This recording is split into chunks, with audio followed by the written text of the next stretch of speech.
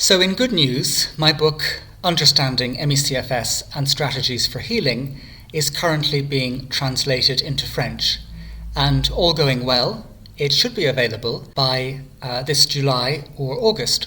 This is happening, first of all, thanks to a husband and wife team, Christian and Sylvie Auloy, who have a daughter with ME-CFS, and they very kindly offered, on a voluntary basis, to run the book through artificial intelligence, and after they've done that, to actually proofread it several times. Now, they have done that, and the book is moving on to a second stage. So I have 3 French friends at the moment, a couple of whom have medical backgrounds, who are reading through the book again, looking for areas where the artificial intelligence doesn't quite capture the wonderful beauty of French, and also looking for any typos or that kind of thing. And once that's done, the next stage will be for me to pay for professional formatting of the book, and when the formatted version is available, what I'm looking for are a further group of volunteers who would be happy to do some final proofreading of the book. And actually, this is a kind of call out for anyone French or Francophone among my viewers who might like to be involved in this project. So more specifically, I'm looking for people who might be able to commit to reading 1 or 2 chapters of the book twice. So to proofread 1 or 2 chapters of the book twice. So this is once the formatted version is done.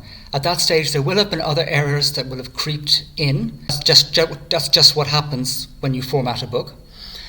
So we'll be looking for formatting errors, typos, and again, areas where the French does not read quite like normal written French, given the way in which artificial intelligence may have kind of messed up a bit here and there. So that's what I'm looking for.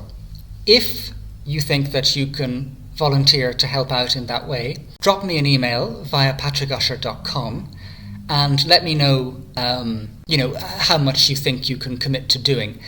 Realistically speaking, I'm looking for people to be able to commit to something over the course of a month. So, if you can do a chapter in that time or 2 chapters, then I want to hear from you. I already have 2 French contacts who have agreed to help out with that phase of the translation, and I myself will also probably read over the text once at the end. My French is not, absolutely fluent, but I do live in France, I have studied French, and I can read French texts fairly well, and of course I did write the book, so I do know what I'm actually saying, so I will be able to kind of also contribute. And then, it'll just be a question of publishing it, and I think that this is something that, which is needed, actually, because in France there's about 1.24 million people with long COVID, and then add on ME-CFS, probably another few 100,000, and again, not a lot of help, and of course most people don't, they may know some English, but they're not fluent in English. So I think to have the book translated into French would be a very valuable resource for people in France and of course in other French-speaking parts of the world. So drop me a line if you're interested in that.